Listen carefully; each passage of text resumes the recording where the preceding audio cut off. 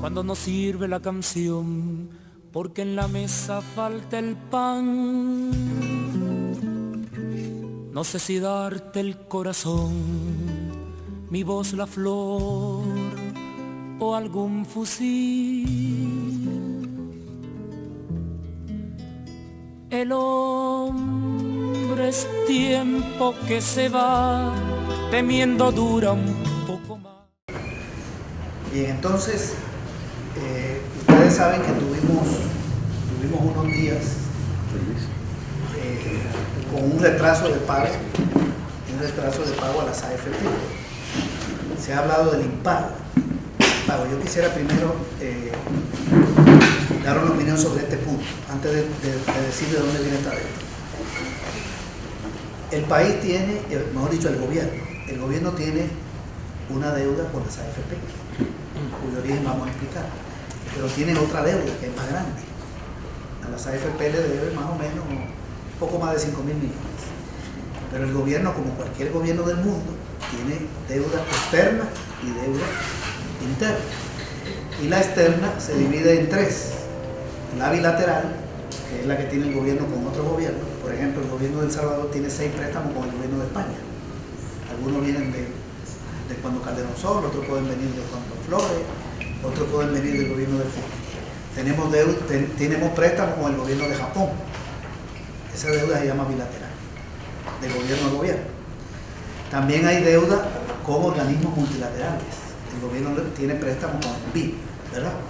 Con el Banco Mundial, con el Banco Centroamericano de Integración Económica, con el Fondo Monetario. Esos son organismos que no son de un gobierno, sino que pertenecen, por ejemplo, el BID es de los gobiernos de América, de los estados de América, incluyendo Estados Unidos. El Banco Mundial pertenece a las Naciones Unidas. Entonces esta deuda es multilateral. Y hay otra deuda que es privada, es decir, comercial, le llaman, que es la que tiene el gobierno con empresarios. Ya no estamos hablando de deuda con el gobierno de España, ni estamos hablando de deuda con el PIB, estamos hablando de una deuda con Bill Gates, porque nosotros no sabemos si Bill Gates compró un bono, ¿verdad? Allá en Estados Unidos, con empresarios, que se origina de la venta de bonos, principalmente. Entonces, fíjense que la externa se divide en tres, pero si hacen el análisis en Argentina, es igual. Si lo hacen en Cuba, todos los países tienen deuda externa. Eso es normal. El problema está en el monto, ¿verdad? Pero esa es la deuda. Y también hay una deuda interna que tiene el gobierno. ¿Con quién la tiene? Bueno, el gobierno le puede hacer un préstamo al Banco Agrícola Comercial. Por ejemplo, nos echaron la mano para pagarle a la ENEL, ¿verdad? Para recuperar la ENEL. La GEO. Tuvo que pagarle a la ENEL para recuperar la GEO. Ese préstamo lo dio el Banco Agrícola. Entonces, esto es deuda interna. Y también se hacen venta de bonos a través de la Bolsa de Valores. Esa deuda ha existido siempre ha existido, pero hay una nueva que viene del año 2007, que esa no existía. Si ustedes revisan las estadísticas de El Salvador del 2007 para atrás, no existe la que voy a mencionar ahora, que es la deuda con las AFP, que tiene que ver con préstamos que las AFP le hacen para pagar pensiones y certificados de traspaso. Bien, entonces, el pago de la deuda normal no está en juego en el país. Este año el gobierno tiene que pagar 914 millones de dólares. Eso es lo que está en el presupuesto. ¿Para pagar qué? La deuda externa y la deuda interna. ¿Dónde está el problema? En la deuda con las AFP. La otra nunca se ha dejado de pagar, ni se va a dejar de pagar este año. Y esa es la grande. Esa es mucho más grande. Imagínate, son 914 millones. Y el pago a las AFP este año creo que son 226, 230, por ahí anda. Bien, entonces nosotros no hemos caído en un impago de la deuda en general. No es un impago de la deuda en general, es un problema que tenemos con esta deuda, con esta específicamente. El presupuesto tiene los recursos asignados para la otra, ¿está bien? Que se ha pagado toda la vida. Ok, este es el primer problema, el primer punto que yo quería sobre el cual fijar posición. Por eso era normal que algunas personas dijeran, bueno, aquí no tienen por qué subir la tasa de interés, ni tenemos que caer en, ¿verdad? Porque la deuda soberana, como se le llama, no está en juego. El gobierno no está en bancarrota como para no pagarle a España, o como para no pagarle al Banco Mundial, o no pagarle al BID, o al Banco Centroamericano. Hay un problema con las AFP. Ok, entonces voy a entrar en esta deuda. ¿Y por qué fue que no se pudo pagar ahora? Ustedes saben que hasta el año 1998, en nuestro país no existían las llamadas AFP. Eso no existía. La gente cotizaba en el Seguro Social. Si trabajaba en una empresa privada, le descontaban de su salario, el patrón ponía una aportación, iba a la cotización para la pensión futura. Y si trabajaba en el Estado, cotizaba en el INPE. Hay otro sistema que es el de la Fuerza Armada. Bien, pero en el año 98 surgen estos negocios. Confía, Crecer, surgieron 5. Y al poco tiempo quedaron 2. Una desapareció y otras 2 se juntaron con Crecer. Aparece Confía de Cristiano, Crecer de Simán y de los Baldochi y Dueñas Regaladas. En esa época. Bien, y obligan a la gente que cotizaba para su futura pensión, que siempre es una pequeña parte de la población, ¿verdad? En esa época era el 22% de la población económicamente activa la que cotizaba. Porque la mayoría de la gente en realidad está fuera del sistema de pensión, no cotiza. Pero bien, el 22% de la población económicamente activa cotizaba en el año 98. La PEA es la población que tiene empleo o busca empleo. Eso es lo que quiere decir población económicamente activa. Yo pertenezco a la PEA si tengo entre 16 y 60 años. Entre 16 y 60. Y o trabajo o estoy buscando empleo. Pero si estoy en esa franja, pero no busco empleo, no soy de la PEA. ¿Por qué no busco empleo? Hay gente que está en esa edad pero no busca empleo. Por ejemplo, el directo no anda buscando, ¿cómo se llama? El viejolín no anda buscando empleo, ¿verdad? Entonces esa población no es parte de la PEA. ¿Está bien? O una población totalmente discapacitada que no puede trabajar. Y también meten en la PEA a las amas de casa, que no debería ser.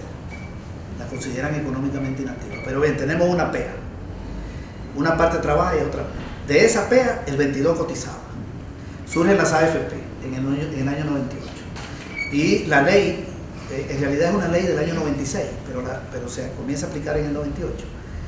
Dice que toda persona de 36 años para abajo, en ese momento, tiene que dejar de cotizar en el sistema público, ya sea Seguro Social o INPE, y pasar a cotizar en la AFP. Lo que puede decidir usted cuál le gusta. Usted escoge la AFP.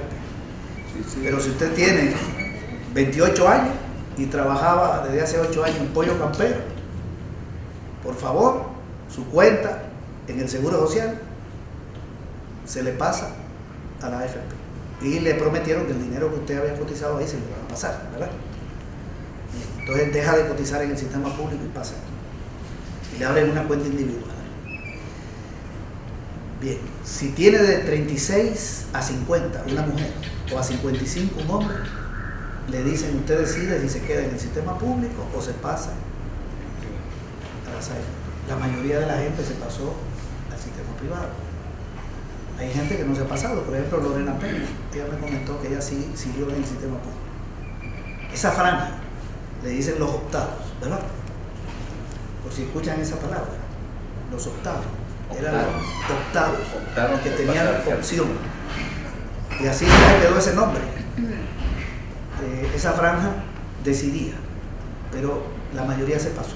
Después les voy a dar algunos datos de cómo está eso hoy. Luego dijeron, toda persona, toda mujer de más de 50 años, por favor, se queda cotizando en el sistema público, obligatorio, ¿está bien? Y todo hombre de más de 55. ¿Por qué a esa población no la trasladaron a las AFP? Se iba a jubilar pronto, ¿verdad? Entonces, los que se van a jubilar, que lo pague el sistema público. Y los jóvenes, una persona de 28 años que se pasó a la AFP para pensionarse, 28 años, 38, 48, necesitaba 32 años. Entonces la AFP va a recibir fondos y no va a tener casi pago de pensión. Nacen con dinero y sin obligación. Y le dejan al sistema público la persona que van ya de salida del mercado laboral, que se van a pensionar. Pero hay una cuarta población. Todo el que consigue empleo a partir del 98, no importa la edad, no importa. Digamos que en el año 97 yo tenía 26 años, o digamos tenía 40, pero no tenía empleo. Y en el año 2000 consigo empleo. ¿Cuántos años tengo? Tenía 36, tenía 40. Tenía 40 en el 98. Entonces conseguí empleo a los 44, pero ya existen las AFP. Entonces tengo que entrar al sistema privado. O sea que el sistema público ya no tiene entrada. ¿Está bien? Ninguna persona entra, solo movemos a las AFP o se pensiona, pero ya no entra el nuevo cotizante. Bien, ¿y qué va a pasar en el sistema público? ¿Qué se imagina uno? Si a la gente la está moviendo aquí a cotizar y aquí está dejando a la gente que se va a pensionar, ¿quién va a pagar la pensión? Va a venir un problema, ¿o no? Es sencillo, el dinero lo mueve para acá y las obligaciones las deja acá. Va a llegar un momento en que el Seguro Social y el INPE no podrán pagar pensión. Está claro que ese momento va a llegar. Y como sabían que ese momento iba a llegar, la ley dice que había que crear un fondo para cuando llegara ese momento, que iba a salir de un porcentaje del presupuesto. Hicieron un intento de crearlo, finalmente no lo crearon. ¿Y saben cuándo llegó el momento? En el año 2001.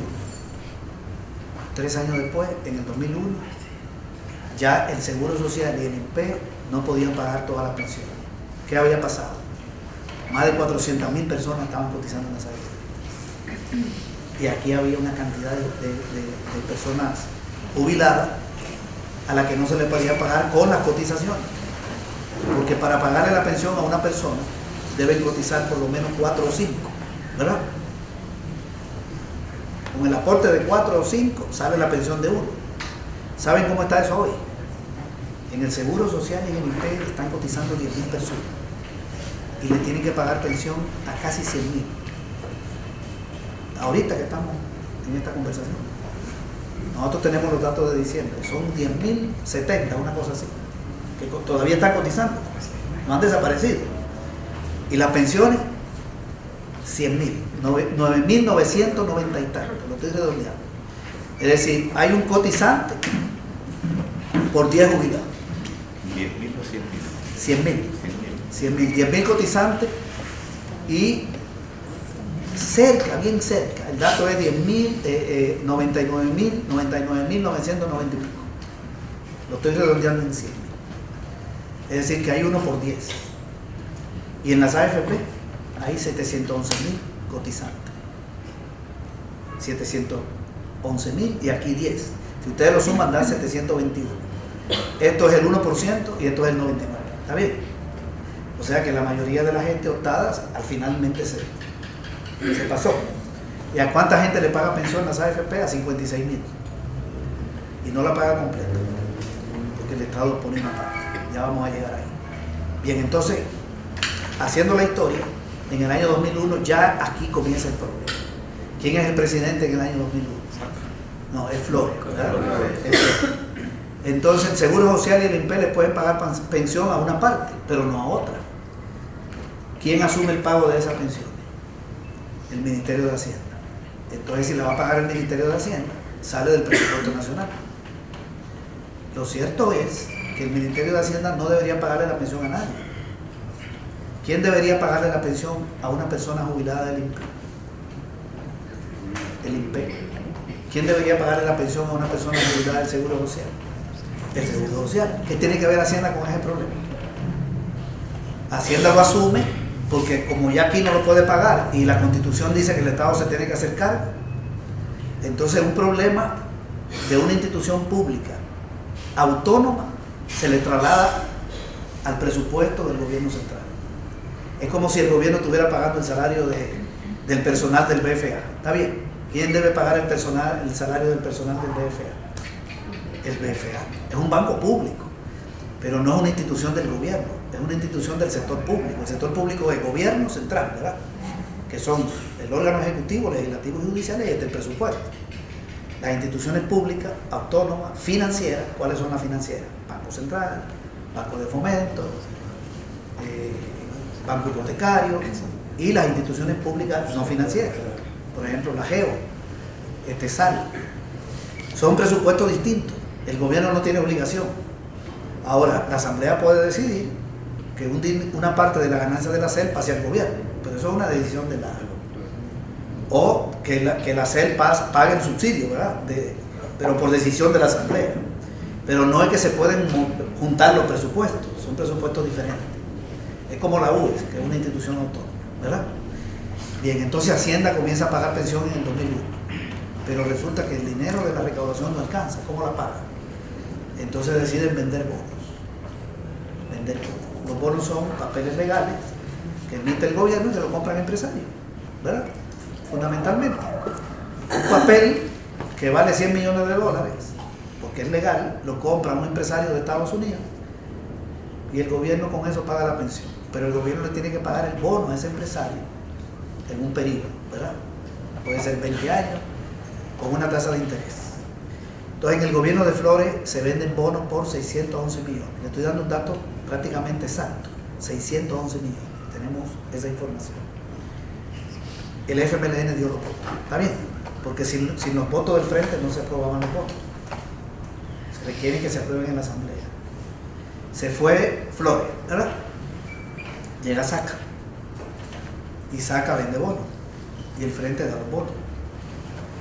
Vende bonos hasta el 2006. Pero en el 2006, cuando se presenta el presupuesto del 7, el FMLN y Cambio Democrático, yo no sé, no, ese partido se llamaba en esa época Centro Democrático Unido, era. CDU. Tenían creo que 5 diputados, estos datos. Le plantean al gobierno de Saca, miren, esto ya hay que pararlo, porque la privatización que ustedes hicieron quebró al sistema público y le trasladó un problema al Ministerio de Hacienda. Busquemos una salida al problema en la pensión. Como ahorita me acuerdo yo de eso, en la gran discusión. Entonces, los diputados de Arena, más PCN y PDC, hacían 48, no hacían 56. Entonces decidieron aprobar una cosa que se llama fideicomiso de pensión. Dijeron, vamos a endeudarnos con menos de 56 votos. Eso no es legal, ¿verdad? Pero decidieron endeudarse con menos de 56. ¿Saben qué decidieron? Que el gobierno venda certificado de inversión previsional, que es el mismo, se parece al bono, ¿verdad? Pero cambian el nombre, certificado de inversión previsional, un papel legal. La AFP lo agarra y le entrega al gobierno el dinero. ¿A dónde va el dinero? Lo administraban, por eso se llama fideicomiso, que es una figura administrativa. El Ministerio de Hacienda y el Banco Multisectorial de Inversión ya no existe, ahora es Bandesal. Y de ahí va el dinero al Seguro Social y de ahí va al INPE. Y de ahí se pagan la pensión. Entonces, ¿quién le tiene que pagar ese dinero a las AFP? No lo tiene que pagar el Seguro Social, ni el INPE, lo tiene que pagar el Ministerio de Hacienda. O sea, el mismo endeudamiento, solo que no con bonos, sino con préstamos de las AFP. Ahí hay dinero, ahí lo vamos a ir a buscar. No nos aprueben los bonos, no importa, sabemos dónde hay dinero, ahí lo agarraron. Y lo aprobaron. Por cierto, se presentó un recurso de inconstitucionalidad en esa época, porque es inconstitucional, pero la sala lo declaró constitucional, ¿verdad? Entonces Saca terminó 2006, 2007 y 2008, perdón, 2007, 2008 y dejó el presupuesto del 9 y se endeudó con las AFP como por 600 y pico de millones, 800 alrededor, un poquito más de 1.000 millones, porque las AFP no solo compran estos certificados para pagar pensión, sino que cuando usted se jubila, usted le va a decir a la AFP, mire, ¿dónde está mi dinero de cuando yo coticé allá en el Seguro Social? La AFP le va a decir, yo no lo tengo, a mí nunca me lo pasaron. Entonces el seguro tiene que, y como no tiene dinero el gobierno, entonces también lo prestan las AFP. A eso se llama certificado de traspaso. Entonces ellos compran 2 certificados, uno para pagar pensión y otro para traspasar para la gente que se está pensionando. Dentro de poco se van a pensionar como 100.000 personas, 100.000 personas de los llamados octavos. A esos 100.000 hay que pagarle la pensión de la AFP más lo que tenía ya. ¿Está bien? Lo que tenía ya. Y la AFP no se hace cargo, solo se hace cargo de la cotización que recibieron. Entonces Hacienda tiene un tremendo problema y Saca se endeudó por alrededor de 1.200, fue la deuda con las AFP. Luego llegó Funes, primer gobierno del FMLN. 3 cosas buenas. en el tema de pensión. El primer gobierno del FMLN no lo podía resolver todo, ¿verdad? Surgieron los programas sociales, la reforma de salud, un montón de cosas, pero el tema de las pensiones no se abordó como para una reforma, pero hizo 3 cosas buenas ese gobierno, se las voy a mencionar. Se creó el programa de pensión básica universal, los $50 para la población de más de 70 años en condición de pobreza extrema. En este momento se le está entregando a 3.000 a 32.400 personas. Está bonito, un programa para gente pobre, que no cotizó, pero que ha trabajado toda la vida. Se llama pensión no contributiva. Bien. Eso le está costando al gobierno cerca de 20 millones. Multipliquen $50 por 32.400 personas y por 12 meses. Se acerca a los 20 millones. Está bien, ahí hay un apoyo. Lo paga Hacienda. También el primer gobierno del FMLN le bajó la comisión a las AFP. Las AFP se quedaban con el 25% de la cotización. Hoy se quedan con el 17%. Esta es otra reforma, digamos, que nosotros la vemos bien, porque eso golpea la ganancia de las AFP. Y la tercera cosa buena que hizo el gobierno fue que subió la pensión mínima, ¿verdad? Que estaba en 142 por vejez, subió a 207. Sigue siendo mala, pero 207 no es 142. Y subieron las 5, ¿verdad? Porque 142 es por vejez, pero hay otra más chiquita por viudez, hay otra más chiquita por invalidez, hay otra más chiquita por ascendencia, que es si yo me muero y depende de mí mi papá con 90 años, ¿verdad? Y la otra es la de sobrevivencia, que es la de, por ejemplo, si yo fallezco y tengo un hijo de 8 años, ¿está bien? Todas esas son menos de 207, pero aquí había pensiones de $80, entonces se subieron un poco. Esas 3 cosas se hicieron, pero no se resolvió el problema del endeudamiento con las AFP. Se siguió el fideicomiso, ¿verdad? Bien. Y durante el gobierno de Friune se pidieron un prestado como 2.800 millones. Yo creo que ya perdí la cuenta. Voy a tratar de recapitular. 611 de bonos, más 600 de bonos son 1.211. Eso se está pagando. ¿Está bien? Eso está en el pago de los 914 millones de que yo hablaba. Está el pago de esos bonos. Porque esos bonos se vendieron a 20 años. Un bono del 2001, ¿cuándo vence? 2021. Se están pagando. Y con las AFP, 1.200 saca. Como 2.800 el gobierno de Funes, y el gobierno actual lleva ¿cuánto? 500 y pico, y este año son 600. Vamos a acercarnos ya a los 1.700 millones en 3 años. Entonces, la deuda acumulada con las AFP es de una dimensión bastante grande. Es menor que la otra deuda de que yo hablaba, pero es pesado. Es pesado. Bien, este es el origen de esa deuda, pero hay 2 cosas más que han complicado las cosas, que han complicado este asunto. En el año 2003, por primera vez se jubiló una persona de una AFP. La primera persona que se jubila de una AFP es en el año 2003. ¿Qué persona se jubiló? Una persona optada, que tenía 50 años, mujer, ¿verdad? ¿Cuántos años han pasado? 5. Ya tiene 55. O un hombre que tenía 55 y pasó. Y ya tenía 60. La primera generación comienza en el 2003. Estoy hablando de pensiones por vejez, ¿verdad? Y Paco Flores se da cuenta que las pensiones que le salen son más chiquitas que las que le salían en el sistema público. En el sistema público a usted le salía el 70% de su último salario. Y aquí le están saliendo el 40%. Entonces Flores dice, bueno, pero hay que nivelársela. Si esa persona se hubiera quedado en el seguro social, no le hubiera salido de 400 y no de 700. Entonces hay que darle 700. La AFP le da 4. ¿Y quién le va a dar los otros 3? El Ministerio de Hacienda. Le trasladan un problema. Y saca el decreto 100 y dice, además cuando se acabe la de la AFP, cuando se acabe, porque la de la AFP se acaba, ¿verdad? Que no se quede con el complemento del gobierno. Si son 700, la AFP pone 4 por el fondo y el gobierno 3. Cuando se acabe este fondo, el gobierno pone los 7. ¿De dónde sale ese dinero?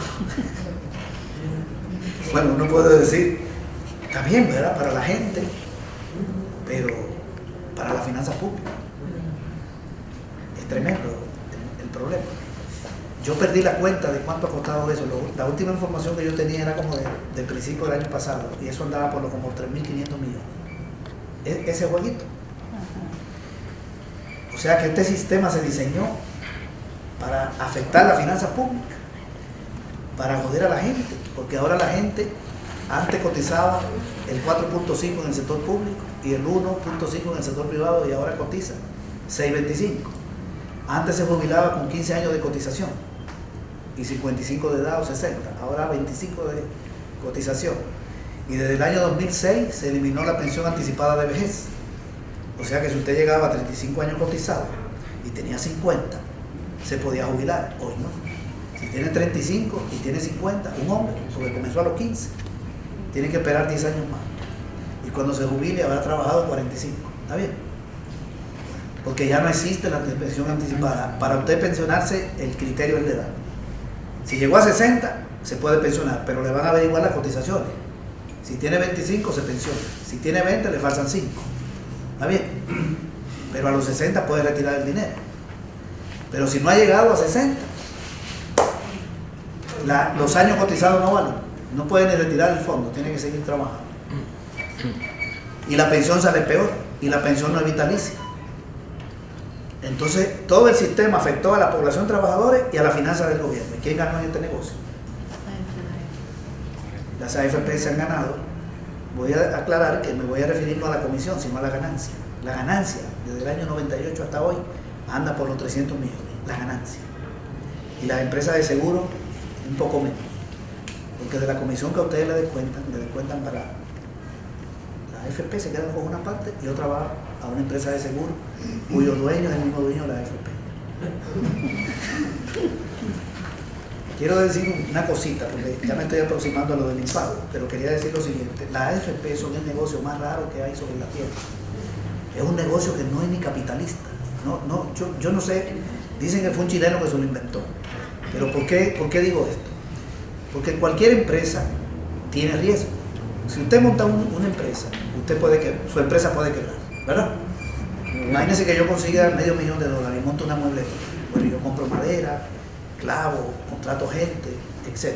Pero si el precio de los muebles, que lo estoy vendiendo en Canadá, se desploman, yo tengo el riesgo de quebrar y el banco me quita la mueblería. Si yo soy dueño de un banco, el banco también puede quebrar. El compañero deposita $10,000, ¿verdad? Yo le pago una tasa de interés, digamos que le pago 4. Entonces, para yo ganar como dueño del banco, yo tengo que prestar ese dinero. ¿A cuánto? Estoy recibiendo $10,000, le voy a pagar 4%, entonces tengo que prestarlo por lo menos, la diferencia debe superar el 3%. Debo prestar por lo menos a 8 para ganarme algo. Entonces a mí me interesa prestar caro, ¿verdad? Porque mientras más caro presto, más ganancia tengo, pero tengo un riesgo. Y si yo no puedo colocar ese dinero a más de 5, mi banco puede terminar arruinado si bajan los intereses sobre los préstamos. Bien, las AFP es el único negocio que no puede tener pérdida, porque no funciona como banco. La AFP funciona de otra manera. Resulta que yo gano $1,000, ¿verdad? Me descuentan 6.25. El patrón pone 6.75 todos los meses. Eso da $130. La AFP agarra de ahí el 17%, $22. A eso le llaman comisión. $22. Son millones de dólares, pero estoy poniendo un ejemplo micro. Con esos $22 saca el costo administrativo, lo que envía el seguro y la ganancia. Entonces ya yo no tengo ahí 130. No es como en el banco, que yo coloco el dinero y me lo sube. La AFP me lo baja. La ganancia ya la tiene. Entonces no tengo 130. ¿Cuánto tengo? 130 menos 22. Tengo $108, ¿verdad? Quedan $108. Ese es mi dinero. Ese dinero lo presta la AFP. Lo presta. Para que vuelva a ser 122 o más, entonces la AFP tiene que prestar a una tasa de interés alta. Yo debo confiar en que la AFP me lo va a hacer crecer, ¿verdad? Por eso le llaman así, no es casual. Una se llama confía y la otra se llama crecer. César, te quité $22 de tu depósito. Pero confía en que lo que queda yo te lo voy a hacer crecer. El banco no me quita $22, el banco me da de los ciento no sé cuánto. Yo no estoy hablando bien del banco, ¿verdad? Pero me refiero a que por lo menos me hace crecer el dinero. La AFP no me lo baja y viene la confianza mía. Pero ¿y el dueño de la AFP qué le importa prestarlo a 1? O prestarlo a 10 y no gana con los intereses? Las AFP no ganan con los intereses, ganan con la comisión. El banco gana con los intereses, ¿verdad? Con la diferencia entre el interés que me paga y el interés que cobra, menos el gasto administrativo. A la AFP le da igual que eso, ¿cuántos me quedaron? 108. Que esos 108 prestarlo a 1. Si lo prestó a 1, jamás va a llegar a lo que era, aunque es acumulado. Si lo presta 20%, bueno, a mí me viene bien, pero a ellos les da igual. Si no lo presta, da igual. Y si se lo presta a alguien y no lo paga, da igual.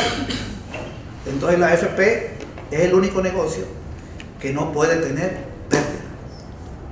La única forma de desaparecer es que se le acaben los cotizantes. Si no tienen cotizantes, se acaba.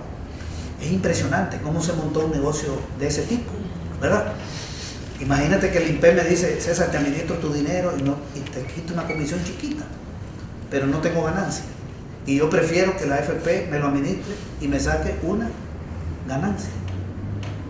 Y la gente se pasó en un montón de sitios, creyendo que va a haber altos rendimientos. Le voy a dar un dato. El año pasado nosotros tenemos los datos de las AFP. La comisión fueron 125 millones, lo que agarraron, pero las ganancias fueron 28 y medio, porque el resto es el pago de su personal, ¿verdad? El pago de la energía, del agua, transporte, lo que mandaron al seguro y el impuesto sobre la renta. Neto, 28.5. 28.5 es el escalofón de salud, ¿verdad? La ganancia crece todos los años. Es 2 veces el presupuesto del Ministerio del Trabajo, que son 14 millones. Esa es la ganancia de los AFP. Cuando ustedes lo acumulan en estos años, anda por los 300 millones. Claro, las comisiones que han cobrado son más de 1.000 millones, pero la ganancia son los 98. Bien, entonces, ¿qué ha sucedido? Volviendo al tema del impago. ¿De dónde viene acumulada la deuda? Para cerrar ahí. La deuda se acumuló con las AFP porque quebraron el sistema público, obligaron al gobierno a endeudarse con bonos y luego lo obligaron a endeudarse con préstamos de las propias AFP. Pero el dinero que ella presta no es de ella, es de la gente. Y además le da igual prestarle al gobierno, hasta mejor es, porque no tienen que andar colocando ese dinero, ¿verdad? Sencillamente le llega un certificado y le depositan al Ministerio de Hacienda. Pueden llegar un momento en que funcionen con una persona, con un empleado, porque su ganancia está asegurada. Bien, entonces, ¿qué pasó en el presupuesto del año 2017? El año pasado hubo un problema.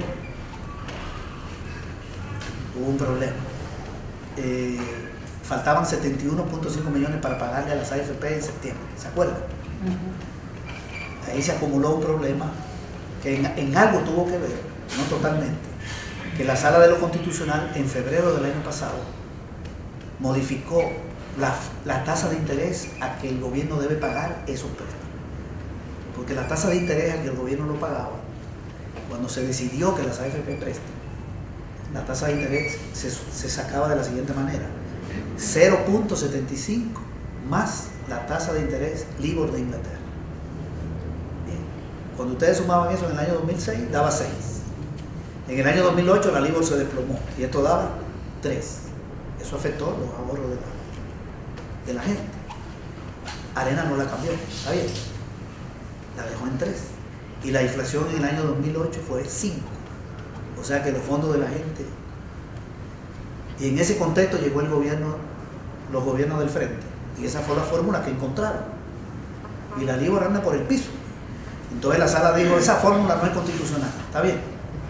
Y obligó a la asamblea a modificar. Al hacer eso, yo creo que la sala aceptó el fideicomiso, ¿verdad?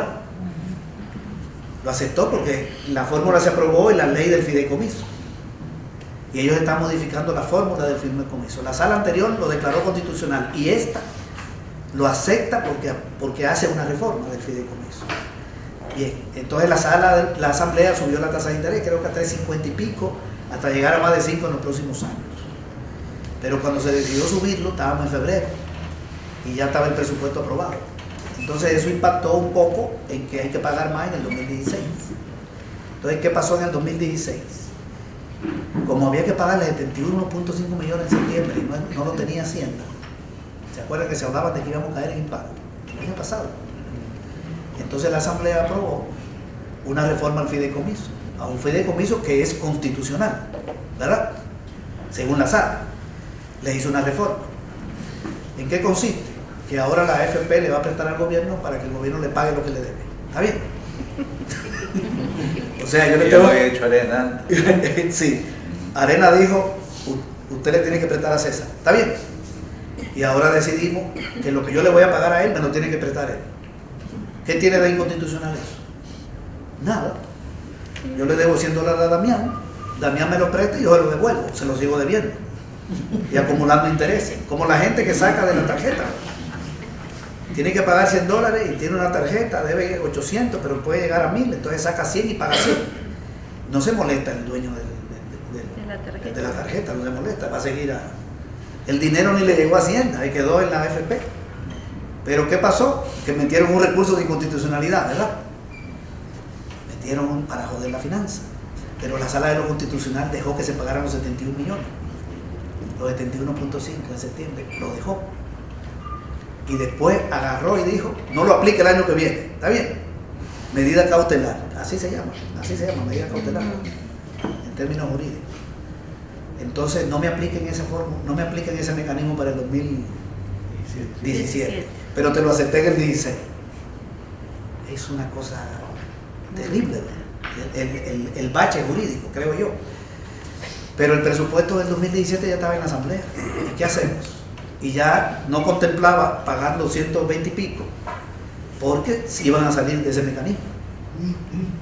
Pero como la sala no lo destraba, por cierto, aquí nos está dando mucha declaración contra la sala, porque este problema se resolvería ayer, se hubiera resuelto. Si la Sala de lo Constitucional hubiera dicho ayer, la reforma es constitucional, ya está resuelto. ¿Qué hacen las AFP? Le prestan al gobierno para que el gobierno le pague. Y siguen prestando para pagar la pensión. O sea que este relajo lo ha creado la sala. Por un lado, la sala tiene una responsabilidad en que llegó abril y no había 56 millones de lo que hay que pagar este año. Y la otra responsabilidad la tiene Arena, que metió el recurso y que no quiso aprobar los bonos, porque ante esa situación el Frente dijo, bueno, vendamos bonos. Vendamos bonos para pagarle a las AFP y no vendimos bonos para pagarle pensión a la gente. Vendamos bonos para pagarle a las AFP. 180, 280 millones, estaba planteando el Frente, ¿verdad? Para pagar toda esa deuda y para pagar lo del INSPA. Bien. Y Arena no da los votos. Entonces la sala bloquea la reforma y Arena bloquea los bonos. Y llega abril, en ese contexto. ¿De dónde se tuvo que echar mano? De una parte del dinero que iba al Ministerio de Salud, al Ministerio de Educación, al Ministerio de Obras Públicas, de los 56 millones, y ya he salido del impago de abril, pero en julio hay que pagar 41 millones, porque el pago en el año no es de un solo, y en octubre hay que pagar 121, o sea que no está resuelto. ¿Cuánto suma eso? Son más de 160 millones. Hay que resolverlo todavía esta parte. Pero además la sala aprobó una reforma que me parece muy buena, que la había propuesto la ANE. La ANE la había propuesto en la reforma de pensiones que propuso la ANE ahora, a fondo, que es que esa deuda con las AFP se pague en 50 años. Porque cada año que las AFP prestan, ese préstamo se paga en 25 años. Luego al año siguiente presta, este se paga en 25, el otro, así va. Ahora se va a pagar en 50, está bien. Pero además en los primeros 5 años, a partir de ahora, solo se van a pagar intereses, en un periodo de gracia. Eso quiere decir que se va a aliviar la carga del Estado. En vez de pagar 200 y pico millones, vamos a pagar menos. Pero sigue siendo un problema para la finanza pública. Bien, yo no sé cómo se va a resolver el problema de los 160 y pico de millones, lo que queda de año. ¿Cuáles son las vías? Una es vender bonos, está complicado. primero tiene que aprobarlo Arena, ¿verdad? En la lógica de Arena, lo mejor es que el gobierno caiga en impago. En la lógica política, en la política. Porque Arena tiene un plan, ¿verdad? Con varios puntos. ¿Cuáles son? Bloquear la finanza pública, para que el gobierno no amplíe la inversión social, que no haya más sedes de ciudad mujer, no haya más paquetes escolares, no extender los programas, los 7, que ellos aprobaron, esos 7 programas como política pública.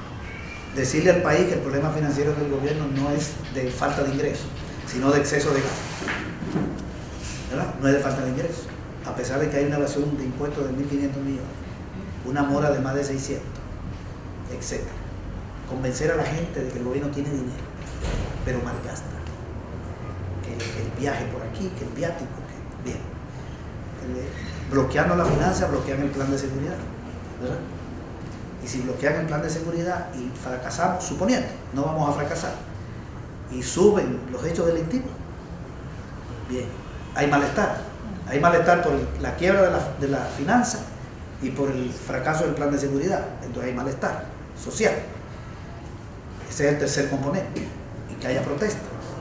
Y ellos no tienen nada que ver. El cuarto componente es afectar al frente, sacándole gente del Estado, ¿verdad? El dueño chica.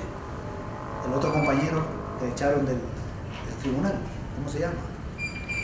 Lo echaron, él no era militante del frente, pero lo echaron como militante, como si fuera militante. Golpear gente en el Estado, presionar a Gana para que no haga alianza con el frente en la asamblea. Más o menos por ahí anda todo su plan de victoria. Entonces lo de la finanza pública es un punto. No están teniendo éxito en seguridad, no están teniendo éxito, ni van a mover a nadie. Pero el tema de la finanza es complicado. Entonces es muy difícil que Arena dé los votos por los bonos, en esa lógica. Pero además, si da los votos y se aprueban la semana que viene, vender esos bonos ahorita está complicado.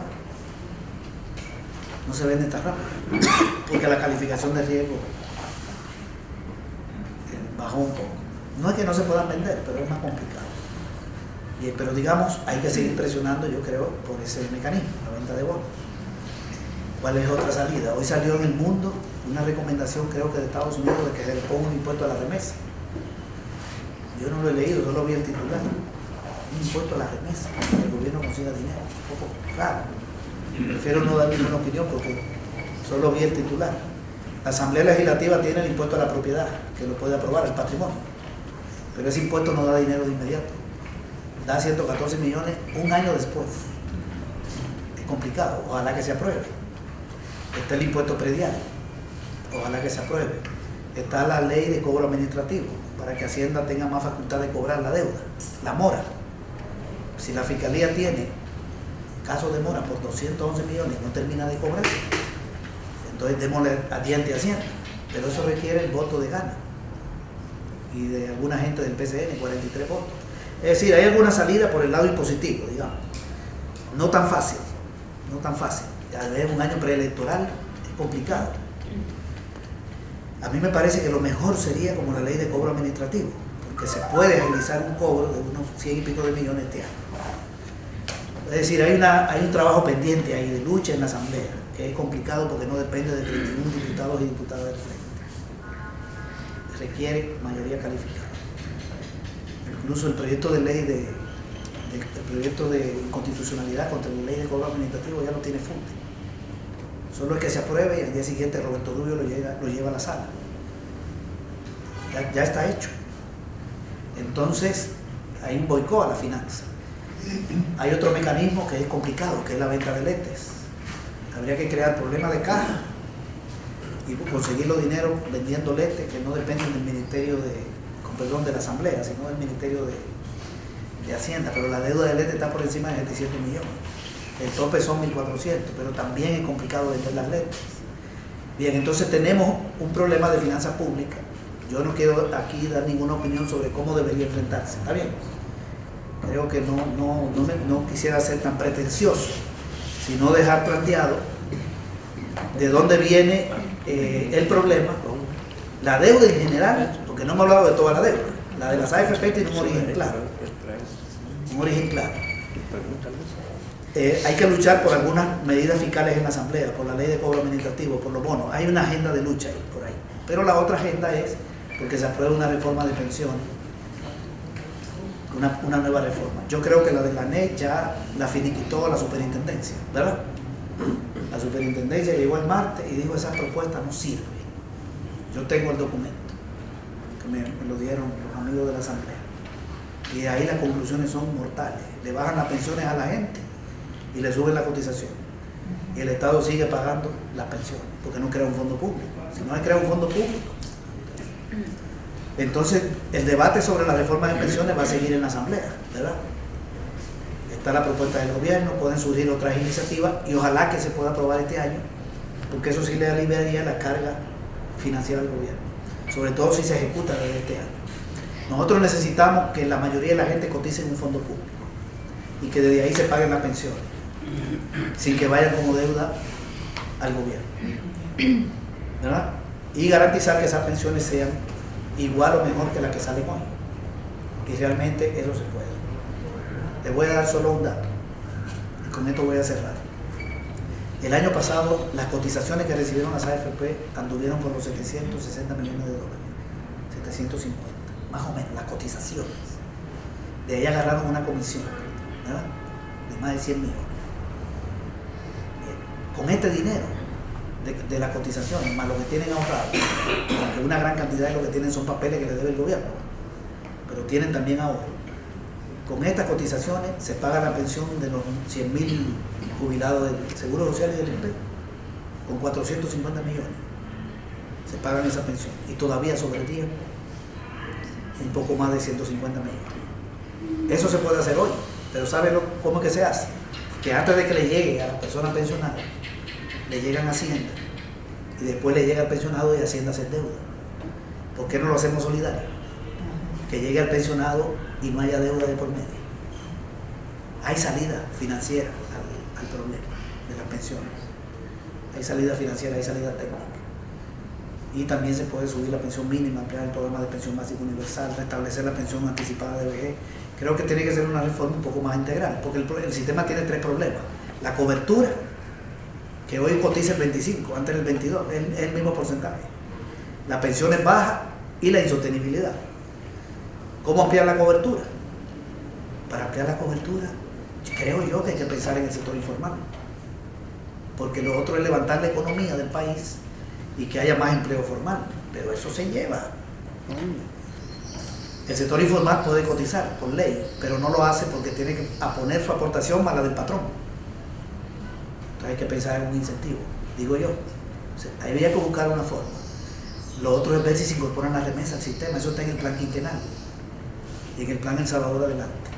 Pero todavía no hay una propuesta sobre cómo incorporar para que una parte de la remesa llegue como fondo para la gente que la recibe, la que la envía y ella, porque si no se amplía la cobertura, el sistema no es sostenible, ni público ni privado. Lo otro es mejorar pensiones, para eso hay que mejorar salario, bajarle la comisión a las AFP, si es que siguen existiendo, subir la aportación patronal, etc. Y para hacerlo sostenible, necesitamos obligatoriamente un sistema público. No puede ser que el que pague pensiones sea el Estado y el que reciba cotización sea las AFP. Y que el Estado la paga con los préstamos de acá. Hagámoslo solidario. Este es el punto. En Chile están diciendo no a las AFP. El modelo que nos pintan. La pensión promedio en Chile anda como por $330, creo que es. Son más chiquitas que las de aquí. Es impresionante lo de Chile. Terrible lo de Chile. Más del 90% de las pensiones son de miseria. Porque en Chile $330. Lo que usted hace con $30 en Chile, lo hace aquí con 150. O sea, si usted gana $150 aquí, es lo mismo que en Chile gane 330. Y aquí tenemos una pensión mínima de 207. Y la pensión promedio en el Seguro Social está cerca de 400 y en el INPE. O sea que lo de Chile es peor que lo de aquí todavía. Y el movimiento popular le ha dicho no a las AFP. Aquí todavía no estamos en esa lógica, estamos en la lógica del sistema mixto. Pero el sistema mixto puede ser una salida si se crea un fondo público, solidario, y se mueve la gente a cotizar aquí, por ingreso. Si se le movió por aquí, para acá, por edad, a las AFP, movámoslo para acá, por ingreso. Bueno, esa es la salida que yo le veo a ese problema. No de la deuda completa, pero de la deuda con las AFP. Para resolver la otra deuda, tenemos que reducir el déficit fiscal, porque el déficit que lleva el endeudamiento, y para reducir el déficit fiscal, en mi opinión, la esencia está en mejorar los ingresos. La ley de responsabilidad fiscal dice lo siguiente, dice que en 3 años, 17, 18 y 19, hay que hacer un ajuste fiscal de baja de gasto y aumento de ingresos de 3% del PIB. ¿Qué es 3% del PIB? Si tomáramos el PIB del 2016, son alrededor de 800 millones. El gobierno ya comenzó a cumplir, a bajar gastos. El escalafón de salud, hubo un ahorrito ahí, se le entregó a más del 80% de la gente, pero hay un ahorro. El presupuesto tiene 79 millones de dólares menos en el gasto de compra de bienes y servicios. Se está refocalizando el subsidio. Hay un decreto de austeridad. Está actuando por el lado del gasto. Pero cuando el presidente de la República dice en uno de los programas de los sábados, bueno, ahora hablemos de ingresos, hay que ponerle impuesto a lo que tiene el rancho en la playa. Entonces el lunes en la mañana amanecen en los canales de televisión 10 economistas de arena. Uno en el 33, otro en el 21, otro en TCS y luego en la noche, y empresarios de la NEP, diciendo el gobierno no debe aumentar ingresos, no hay que poner impuesto al pueblo, tiene que seguir bajando gastos y dando incentivos. Prohibido aumentar ingresos. Entonces utilizan la palabra impuesto como un demonio, ¿verdad? Impuesto al pueblo. Un impuesto al que tiene un rancho en la playa es un impuesto al pueblo, no es un impuesto al pueblo. Ellos no distinguen entre el impuesto al rico y el impuesto que paga el pobre. No lo distinguen, sino utilizan el concepto como un demonio. Un demonio. Y hay impuestos que hay que poner, que son buenos, el de la alta propiedad, de las altas rentas, como dice Torlado. Bien, pero lo otro es controlar la evasión. Y la sala votó los impuestos para las empresas evasoras, las que declaran pérdida. A las ventas y a los activos, los dos lo votó. Y solo la evasión es el doble del déficit fiscal. Y la ley de cobro administrativo, etcétera, etcétera. Entonces, hay otra cosa que establece la ley. Con esto sí voy a cerrar. Fíjense que la ley en realidad obliga al gobierno a aumentar ingresos. Porque dice que la carga tributaria, 3 años después de comenzar la ley comenzó el 1 de enero. Me refiero a la ley de responsabilidad fiscal. Pasados 3 años, diciembre del 2019, el gobierno debe tener el 17% del ingreso nacional. Eso es lo que se llama carga tributaria. El PIB se distribuye ganancias de los empresarios, salario de la gente y lo que capta el Estado. El Estado tiene el 15.5. Si en el año 2019 llega a tener el 17, para el PIB del 17, que va a andar en casi 30.000 millones a precio corriente, significa más de 800 millones de dólares que hoy. Si no llega a tener el 17, se habrá violado la ley, ¿verdad? O sea que el gobierno está obligado a aumentar ingresos. Pero la derecha se está haciendo la loca con este tema. No quiere hablar de ingresos, solo quiere hablar de gasto, ¿verdad? Entonces el movimiento popular, yo creo, y la opinión pública progresista y de izquierda debe levantar el tema de los ingresos. En un año preelectoral es complicado, pero está en la ley, se comprometieron. ¿Está bien? La solución pasa por más dinero. ¿Cuál es el presupuesto de salud del Ministerio de Costa Rica? Del Ministerio de Salud de Costa Rica. Nos dijeron en la reunión de OPS. El Ministerio de Salud de Costa Rica, nos dijeron en una reunión que yo tuve de OPS, anda por los 4.200 millones de dólares. Es casi nuestro presupuesto nacional. Y aquí nos están diciendo que el gobierno está lleno de dinero. ¿Verdad? ¿Cuánto anda aquí? 600 millones. Y un poquito. Con 4 millones. El de educación, me imagino que más alto. En Costa Rica. ¿Verdad? Aquí también como... Y allá, aquí está por encima de 900, pero en Costa Rica es más alto que el de salud. Ahí sí tenemos un gobierno con dinero. Por eso tienen otros índices. Nosotros tenemos una de las cargas tributarias más chiquitas. Entonces, si no resolvemos este problema fiscal, vamos a tener problemas, si no este año, el que viene, el otro, o el gobierno que venga. Hay que elevar la recaudación. Este es el punto, elevar la recaudación y hacer un buen uso del gasto, obviamente. Tener buen impacto con el gasto. Pero yo quiero que el gobierno ya no recorte más. Yo no sé ustedes, pero ya estuvo. Ya estuvo, por favor. Le estamos quitando dinero a seguridad pública, a salud. Hay que conseguir dinero. Pero por eso hay una campaña de opinión pública alrededor del gasto. del exceso de gasto, y que buscan información, ahí sale Fulde a buscar información y no sé quién, de que se gastaron en un viaje allí, que un diputado viajó a Palestina, como si eso fuera un delito, que una persona viaje, un funcionario público. Este no es un país con un Estado con exceso de gasto. Ya no podemos focalizar más, le vamos a quitar el subsidio al transporte o al agua. ¿Qué gasto se puede seguir focalizando? El pago de la deuda hay que pagarla. ¿Qué nos queda? Inversión pública, chiquita, que los mismos empresarios dicen que debe ser el 20%. La inversión en infraestructura. ¿Cuál nos queda? El pago a las AFP, hay que hacerlo. Y nos queda el gasto corriente. Pero cuando vemos el gasto corriente, ¿qué es el gasto corriente? Intereses de la deuda, hay que pagarla. Subsidio, lo quitamos. Compra de bienes y servicios, ya se ha bajado demasiado. ¿Y los salarios? ¿Qué vamos a hacer con los salarios? El Estado salvadoreño tiene 160.000 empleados públicos. Eso no es un exceso de empleados. Ojalá que tuviéramos aquí un personal en salud de 100.000 médicos, ¿o no? ¿Cuál es el odio? Manejan el concepto grasa. Uno se topa, uno ve en la televisión un diputado de Arena diciendo que el Estado tiene grasa, pero él, diputado, él no es grasa del Estado. Él no es grasa. Así le dicen al empleado público, grasa. O sea, como que no debería haber ninguna persona trabajando en el Estado. Entonces hacemos una unidad de salud. ¿Quién la atiende? Está el hospital. ¿Y quién lo atiende? Hacemos una sede de Ciudad Mujer. ¿Y quién la atiende? Ojalá que tuviéramos, en República Dominicana hay 600.000 empleados públicos. Aquí hay 160.000. Hay más gente que aquí. Entonces, ojalá que tuviéramos el doble de las escuelas, el doble de los hospitales. Necesitamos un Estado más fuerte. Nosotros no somos neoliberales, ¿verdad? Claro, nos estamos viendo obligados a cortar gastos porque nos han trabado, pero no como concepción, ¿verdad? No es una concepción. Lo que está en el programa, la visión programática del Frente, los rescatos que se aprobó en el Congreso, ahí hay un documentito de 8 páginas, que es una visión programática, y ahí se dice que hay que derrotar el neoliberalismo. Y derrotar el neoliberalismo es Estado fuerte, no es Estado débil.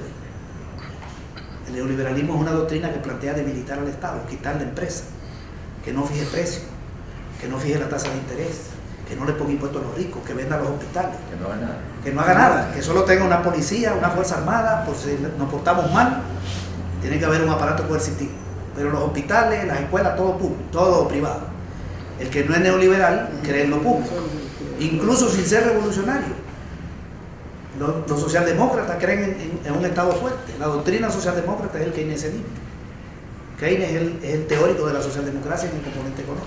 El Estado fuerte. Solo con ser socialdemócrata ya es suficiente frente a este planteamiento de esta derecha oligárquica que lo que quiere es que el Estado se desmonte, como ellos lo iniciaron en aquella época. Yo creo que me pasé del tiempo, pero más o menos era lo que creo que podía decir enlazando los temas.